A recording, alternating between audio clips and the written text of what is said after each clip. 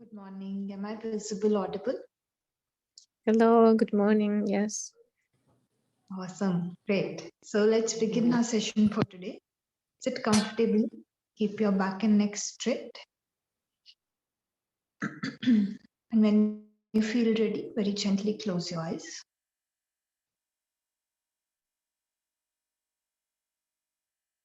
Just start observing your breath.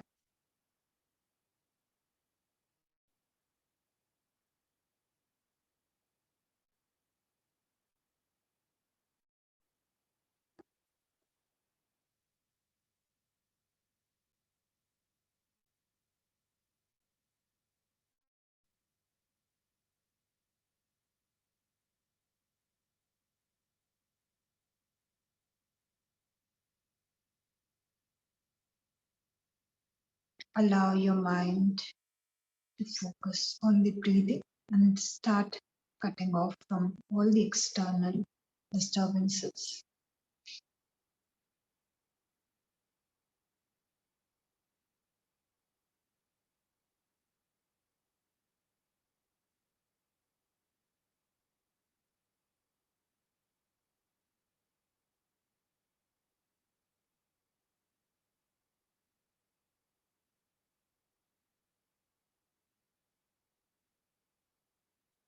Gently shift your attention to your body.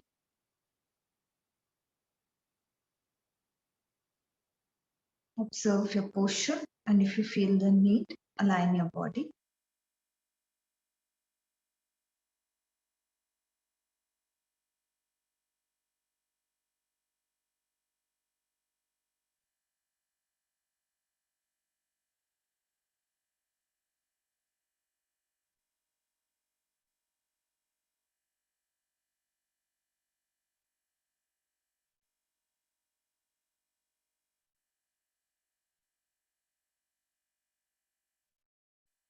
You should be comfortable and relaxed in your posture,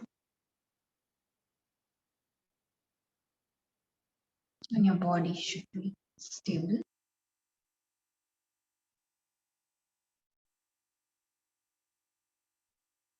Gently come back to your breathing, and now begin to deepen your breath.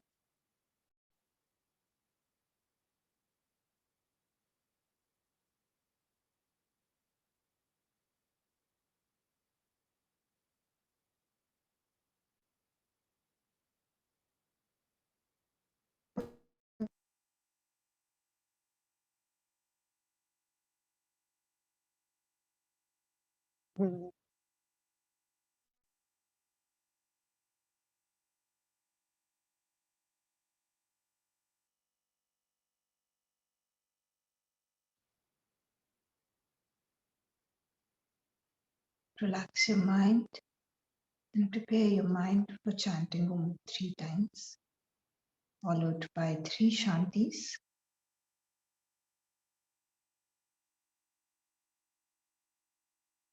Take a deep breath in for Om.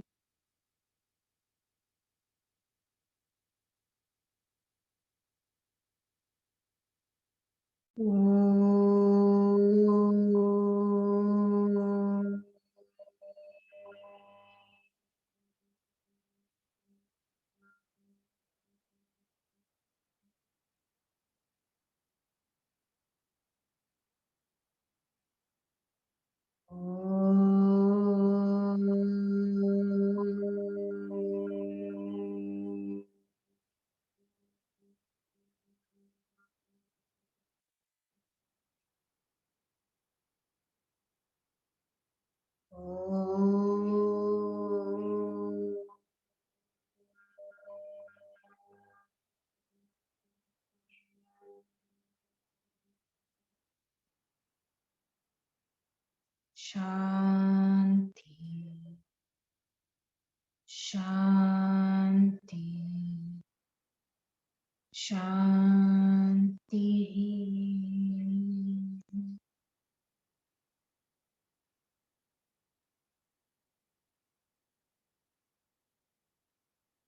Observe the vibrations.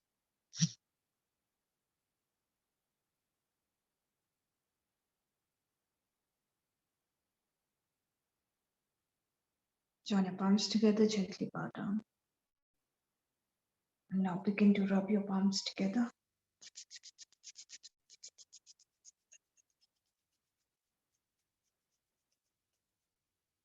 Place your palms on your eyes. Very slowly, while blinking and looking at your palms, begin to open up your eyes and come back with a big smile. And namaste to everyone. Let us begin our session for today. So today we are going to start with a new topic. So today we are seeing why yoga originated. We have till now discussed what is philosophy, what is yoga philosophy, right? And we have looked upon the definitions of yoga. But why was there a need for a practice like yoga, right? If you wanted to just gain flexibility, then you could have very well joined a gymnastics class, or you would have gone for, you know, uh, any kind of gymnastics, dance class, whatever you like doing, you could have done that thing. But you came into the practice of yoga, right? So why? One thing is we are going to study what is the origination of yoga, and second thing, why was this need felt? So this thing will be covered in this topic itself, right?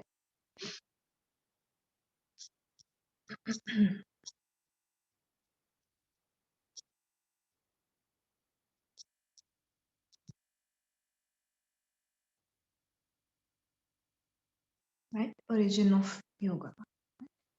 So overall, there are two reasons for the origination of yoga, right? One is called your psychological reason.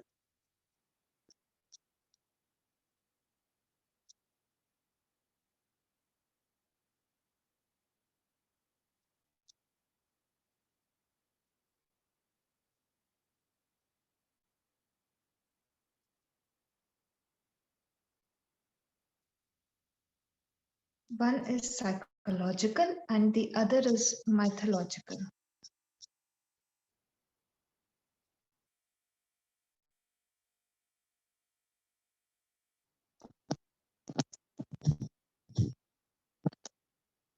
Like I said, yoga is the practice which harmonizes, right? So it's not necessary that you believe in the second reasoning, because some people they like to stick with their belief systems or their traditions, and that is completely fine. Okay, so second, then the mythological reasoning will not sound very convincing to you, so you can fall back on the psychological reasoning, right? Psychological reasoning mainly focuses on the realities of life and how the human mind is designed, right? So when we look at the psychological reasons of origination, there are further two subdivisions, sorry.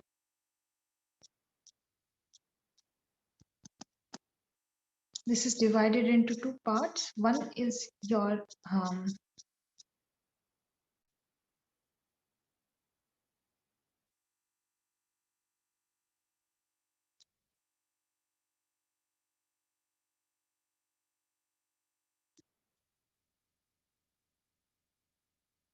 I'm just writing it down. Sukha pravarti and dukha nivritti.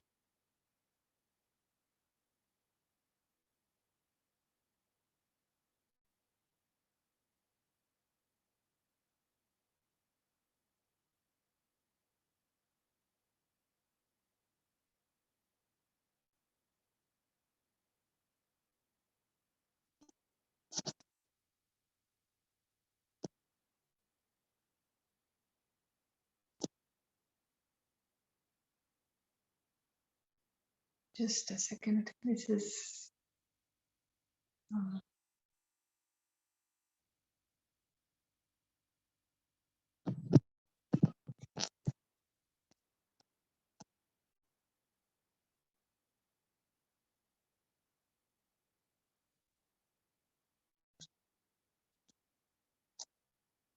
okay. So first one is quite long, right? Sukha pravarti and dukha nivritti.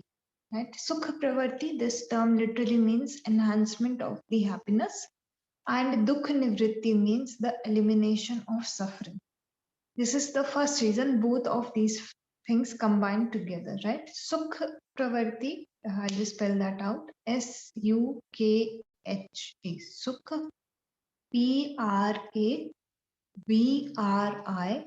Pravritti. Sukha pravarti. This is enhancement of your happiness. And along with it, you need the other thing as well, dukha nivritti. Dukha, dukha nivritti. Nivritti, or elimination of suffering.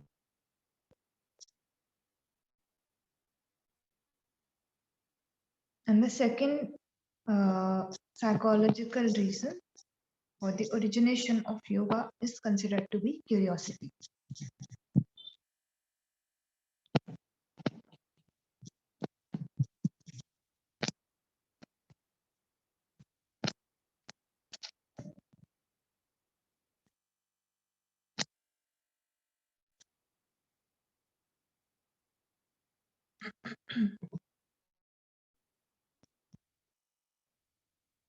Okay. So let's look at the first reasoning. It's very, very logical, right? The psychological reasons in general will seem very, very logical and sound to you. Okay? It will not seem as if I'm talking about something which you are unaware of, right? So it's the human nature to want to enhance their happiness, right? You want to increase your happiness somewhere, the level of happiness that you have. And that is why you came into the practice of yoga, right? Because even though gymming and dancing and maybe other activities, they can give you happiness, but you are looking for a more permanent source, right? So human beings in general observe this thing that the happiness, it tends to go away, right? But the sadness, it remains, right? So then this conclusion was drawn by a lot of philosophers that we are not looking for the correct source of happiness, right? Everything we do in order to attain happiness, it seems quite temporary in nature, right? So they started looking and searching for some practice, some method through which all the sufferings could be eliminated, and not just temporarily, in a temporary manner. Okay. uh, the sufferings can be eliminated, or the happiness can be enhanced more, in a more permanent fashion, right? And not only do you want to enhance your happiness, the second thing that the human brain is wired to do is, try to avoid the sadness, right? Or trying to decrease the suffering, right? Now I keep telling you, enhance your happiness, you will enhance your happiness. So what is the guarantee that the equal amount of sadness will not follow, right? So these two factors are always considered together. You want to enhance your happiness, and simultaneously you want that same method to reduce your suffering, right? So sukha pravarti and dukh nivritti, this became one of the major motivators or factors for the origination of a practice like yoga, right? And through these practices, people were able to observe that, okay, there is some kind of elimination that is taking place, which is lasting for some time, right? So when you work towards, suppose when you do yoga, you work towards your anger, right? So as you keep practicing yoga, and your focus is set on eliminating the anger, right? So after a while, when you eliminate or reduce your anger, so this impact will remain for a long period of time, right? Now, no matter what kind of situation comes up, right? You are not using yoga as a way to distract you. You're using yoga as a way to actually deal with the problem that you are facing, right? So then once you start dealing with the problem from the root, you will see a long lasting impact on the quality of your life of this thing, right? Now, even your sufferings, they are categorized in three major types. Okay.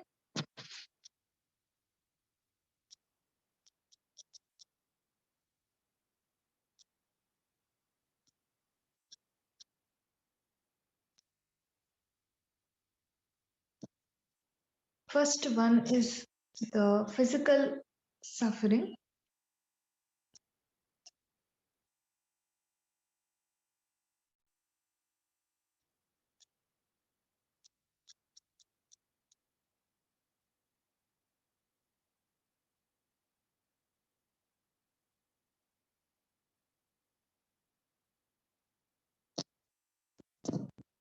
This is called Adi Bhautik Dukh.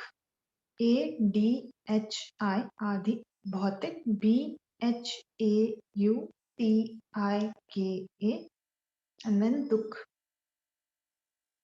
DUKHA. This is the physical suffering. Then we have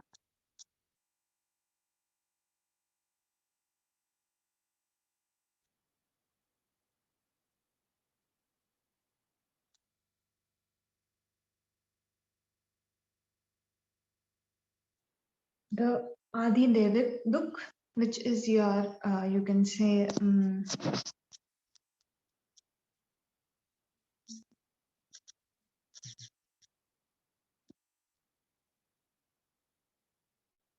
the divine or extrasensory kind of suffering. So Adi Devik Dukh is, the spelling is ADHI, Adi, DAIVIKA, Adi Devik Dukh. Okay, so this is the divine or the suffering caused by the factors that are not in your control. So I'll explain them more deeply.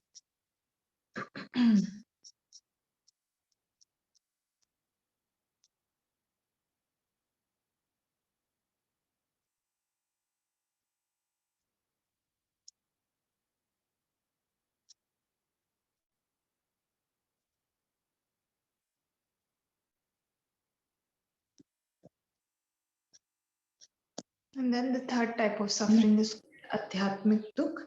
So today's task for you is that whatever kind of, like, whenever you, can you hear me?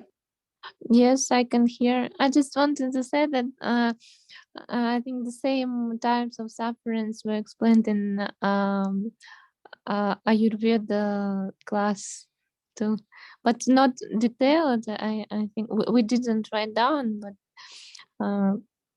Okay. I Okay. just remember. All right. So I'll just briefly touch upon them. I won't elaborate too much, and I will. You can just write down the names if you want to note them down, and I Yes, will. yes. Awesome. Thank you. Okay. Thank you. Okay. So I'll just touch upon them very, very briefly. One thing is your Adi Bhautik. Adi Bhautik suffering. So today your task, entire day, your task is whatever kind of suffering you face, you categorize it in one of these three categories. Okay. Because all the sufferings can be placed in either one of the three. Okay. So Adi Bhautik uh, Dukh is the suffering that is connected to the physical world, right? So suppose you have a conflict with someone. So physical world is the things you can observe around you. So suppose you get in a conflict with someone. So this will cause you some form of suffering, right? And that suffering will be categorized as Adi Bhautik Dukh. If disease shows up on your body, again, it is the suffering that is connected to the physical world around you, and your even your physical, like, body, right? That kind of suffering shows up on the physical body as well. Then the second kind of suffering is Adi Devik. So these are factors that are totally out of your control, right? Like, earthquake taking place, or maybe hurricane, right? Like COVID came in. Yeah. So over here, we have no control over this thing, right? It's the, uh, you know, nature which is pushing these kinds of sufferings ahead. And when there is some kind of earthquake or any kind of natural disaster, we end up suffering a lot because of it, right? People who are in that area, they experience a lot of loss, and that causes a lot of suffering in their lives. Then the third one is the most important one for us, which is adhyatmic dukh, right? So now sometimes, in your life, people will tell you everything is good. You have everything around you that you would need, and even more than what you need, right? And people will, often not see what is not okay. Why are you not feeling okay, right?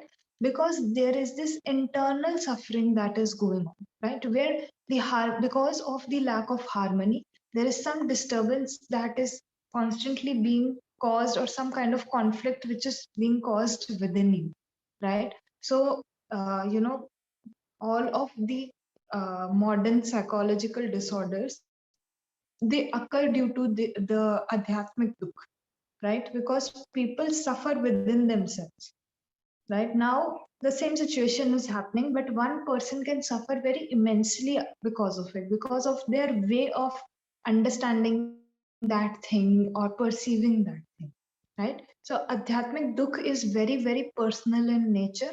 And when one undergoes the practice of yoga, they not only begin to eliminate the other forms of suffering for themselves, right? But this adhyatmic dukh, which nobody generally talks about or gives a lot of attention to. So now mental health and all of these things are, becoming more prominent. You hear more about them. People are talking more, discussing more. But in earlier times, all of these things were not discussed, right? So everyone used to say, everything is good around you. Why are you so sad, right? So this becomes the point of, suffering. And yoga eliminates even this, because it gives you harmony on all levels, right? So today you have to work on these three sufferings. Now let's come to the second reason, which is again very important to us, the reason of curiosity, right? Now, as human beings, we are very curious. When we are put in a new situation, we want to make sense out of it. And I have discussed about this in the first few classes only, how we are very curious and we want to gain an understanding, right?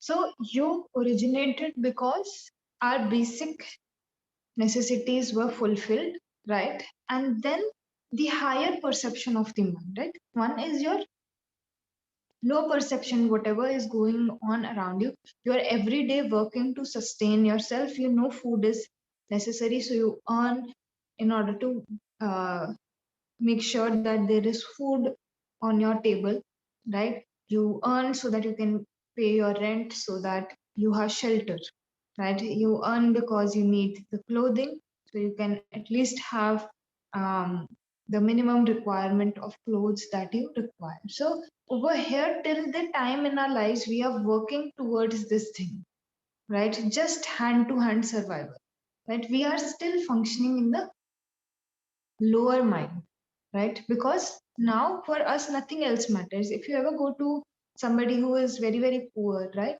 They will not accept spirituality because it is not something for them, their basic needs are not being fulfilled, right? So they are not able to tap into this higher state of the mind, right? Once your basic necessities are fulfilled, means if you are sitting here, your basic necessities are being fulfilled, they are being met, right? Then your mind, it finds the space to step into a higher perspective where you begin to see that no matter what I acquire, I'm still sad, or I still feel this kind of void within me, right? So it gives rise to this curiosity within me, right? The curiosity to get to know, why this is happening, or what is the way out of it, or who am I? This question, it comes up, that who am I actually, right? Or what am I doing here, right? uh, it seems quite interesting, no? What am I doing here, or what am I supposed to do here, right? So when the mind gets the space, it wants answer to the deeper questions.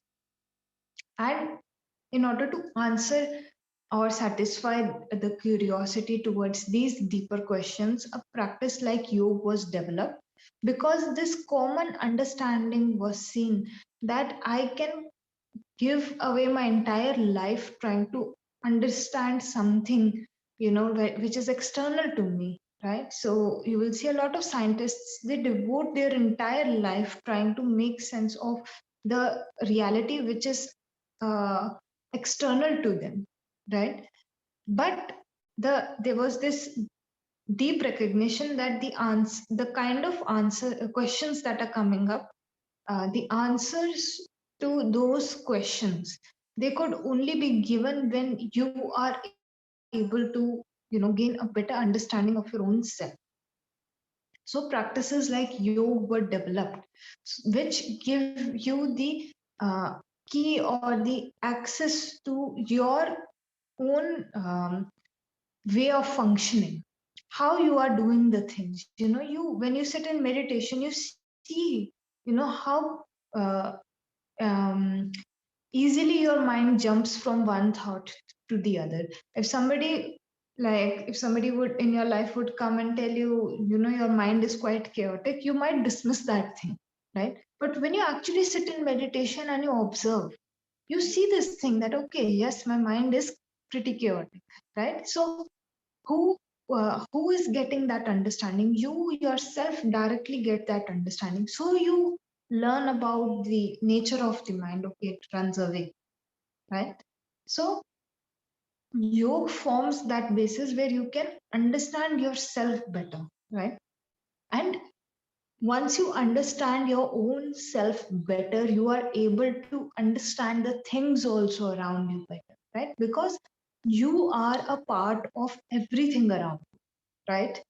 So if I want to understand the entire thing, I can either choose to devote my life to you know um, understanding the entire thing by looking towards the entire thing, or I can select a part out of it, which is me myself, right?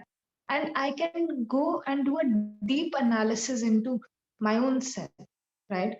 And when I understand myself, because I am such uh, a good representation of the environment I am a part of, I'm able to understand the realities or the truths of the things around me, right? So, you will see great yogis, they didn't, go searching for universal truths, right?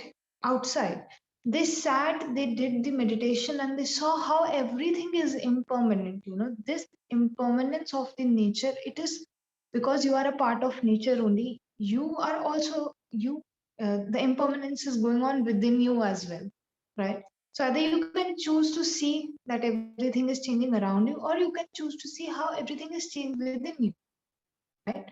So in that same way, all the truths that the yogis came to, all the conclusions that they took out, they were merely by their observation of themselves, right? Like, suffering is a reality of life, right? If there is life, there is going to be death. So how are these conclusions? They are derived through proper understanding of the self, and curiosity acts as a great motivator, right? If you become curious, if sometimes maybe if you like something, right? So if suppose you have a hobby, so you become so curious about it, right? Now you want to know everything about that hobby or that thing. So only curiosity has that drive, to keep you motivated on your path, right? So yoga also originated as a um, form of the curiosity of the human mind, right? So now for a common person, this form of origination becomes very, very easy to understand. And this form of origination is in fact much more logical, all right? But if you happen to be in the category which is also a believer kind of category, right? So then the mythological reasoning will also please your mind. right? So yoga, the point of origination of yoga is considered to be Lord Shiva. Mythological reasoning that I am coming to.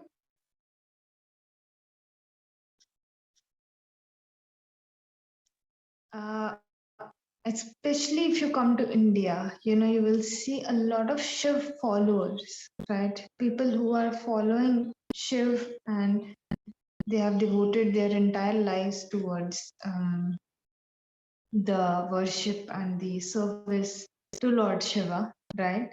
And in external, like in places which are outside of India, you will again find followers of Lord Shiva, but not that much in number, right? So Lord Shiv is not just a Hindu god, right? He is considered to be the point of origination of yoga. He is considered to be the first yogi, and he practiced all the forms of yoga. And then he, because his life was very, very long, he was able to practice all the forms of yoga. And once he practiced all the forms of yoga, he was even able to pass them down, right? So he's considered to be the inventor, the point of origination of yoga itself, right?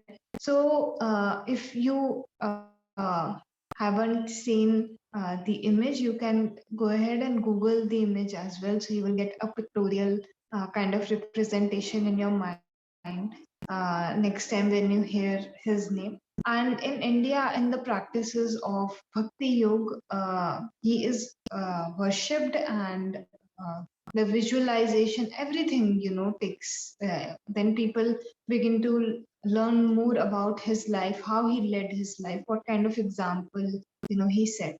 So there is a very famous story around this, the origination. So Lord Shiva, he had attained all the, like, practiced all the forms of yoga. And once he did, his first student was his wife only. So a few days back or yesterday only, I told you the story of his wife Parvati and him, and when he was asking her to take a bath over and over again, right?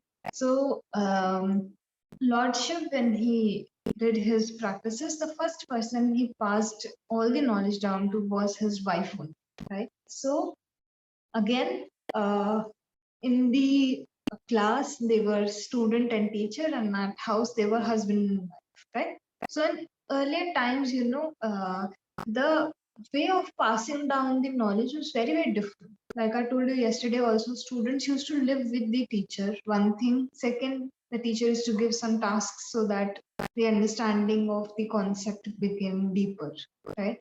So in that same way, one more thing used to happen, in earlier times. So when the teacher started talking, the student was there until the teacher finished. Okay, no breaks, no nothing, like, and no fixed timing also. One day maybe your teacher wants to talk more, wants to explain more deeply, so they will do that. The student just has to sit, has to listen properly, right? And some days the class could even be shorter, right? So not like your timetable. Yeah. So one fine day, Lord Shiv, he called Parvati ji and he said that today I'm going to tell you about yoga. I'm going to tell you about the practices. So Parvati ji, she was like, okay.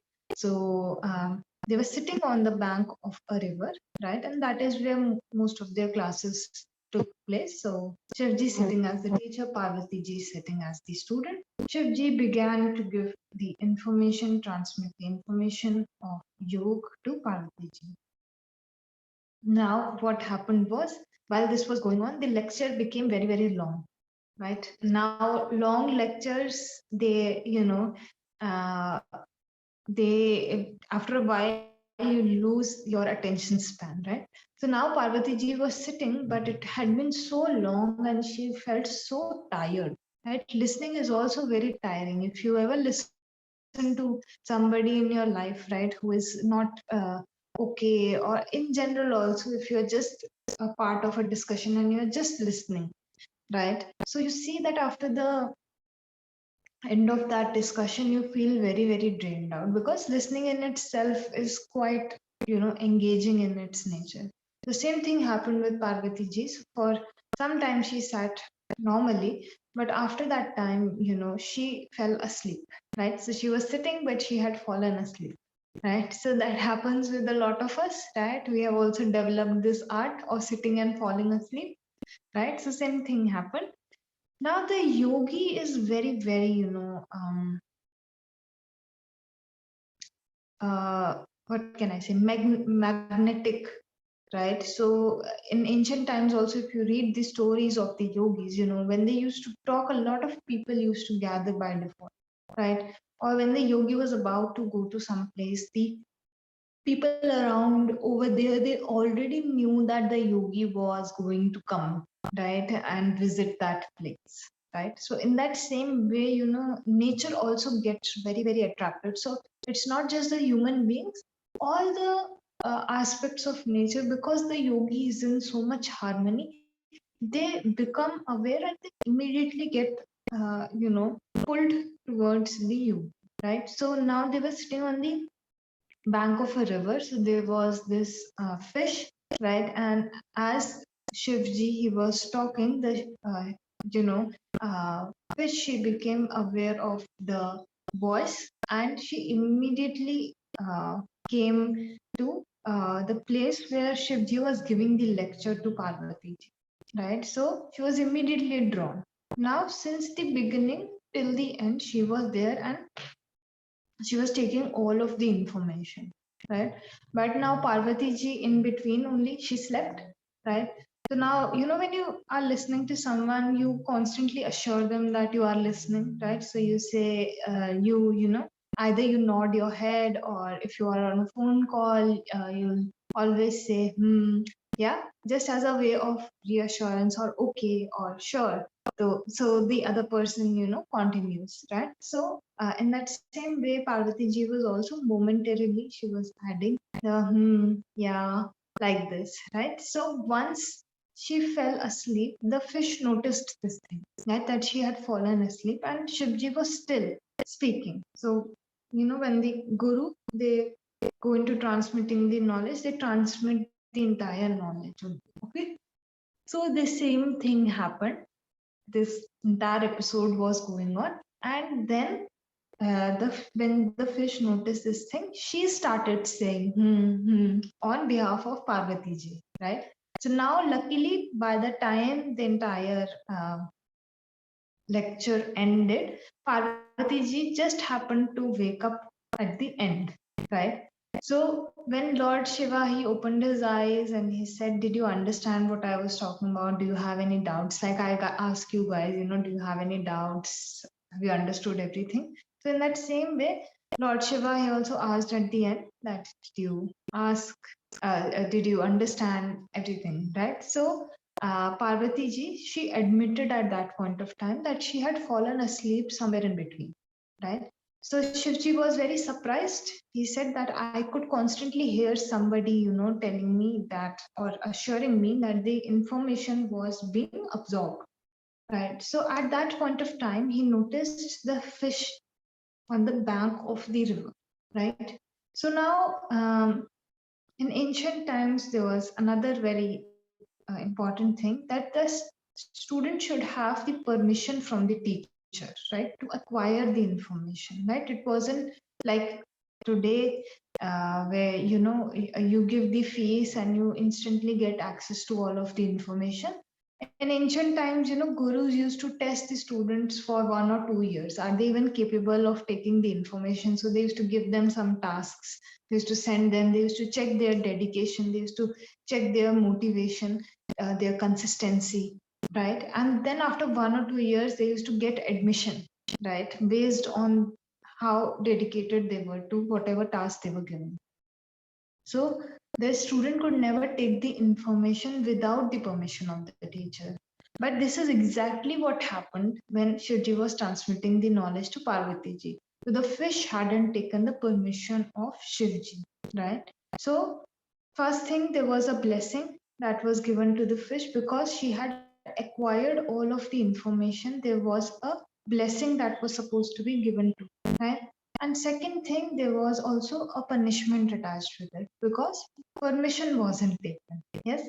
So the blessing that the fish received was that she would incarnate as a human being and she would become the propagator of the practices of yoga, right?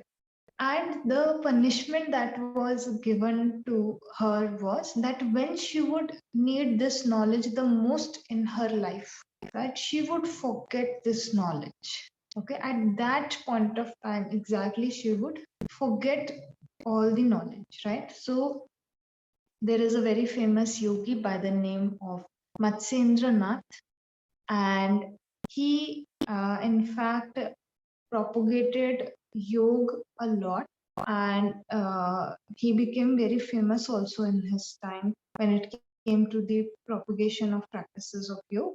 And actually, if you read about his life, when he needed the knowledge of yoga the most, he actually forgot all about it. And then, one of his students, he came back and gave the knowledge back to him, right? So earlier, he transmitted the knowledge to his student, and now his student became his teacher again, right? So, if you're interested, you can read more about his life as well. It's very interesting, and mythology in general is very, very interesting in nature. It in the form of stories, it captures the little things that we generally miss out on, or the stories they act as a motivation or inspiration in our life to pursue something, right? So this is how yoga came into the world, and even the stories, the story connected to the Saptarishis or the seven sages, right? So Shivji, he passed down the knowledge to seven sages, and those seven sages, they went into the entire world and they spread yoga. So the one who spread yoga in the Asian continent, he actually saw how yoga could be incorporated in the way of living only, right? That is why you will see in a lot of places yoga is considered to be nothing separate, no separate practice, no separate mat, nothing. It is, you will see it in the way of the living of the people, right? If you come to India and you happen to visit some type of village, you will see so many practices of Ayurveda, of yoga are already a part of their lives. They were never told like taught separately. It was passed down as family tradition only, right? So, the yogi who passed down this information here, he knew that it was difficult to take out time separately. So many things were keeping the people engaged, right? So he just incorporated the things as a way of living only, right? So, any doubts in today's session on how yoga originated or how um, all of this No, happened? it's okay. Thank you. All right. Okay, great. So let's close our session for today then. Yeah, keep your back and neck straight. Sit comfortably. And when you feel ready, very gently close your eyes.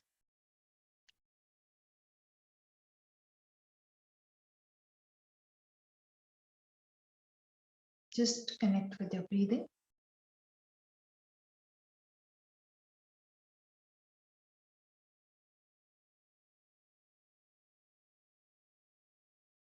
We will close today's session by chanting Om one time, followed by three Shantis. Take a deep breath in for Om.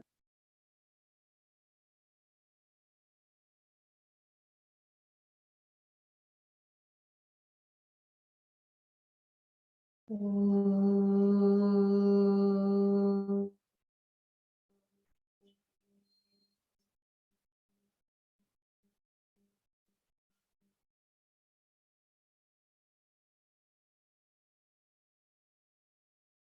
Shanti, Shanti.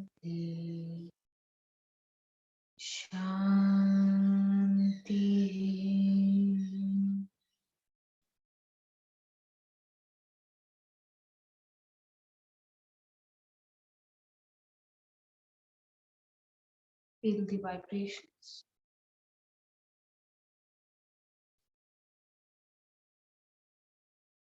Join the palms together and gently bow down. We will begin our day with a sense of gratitude.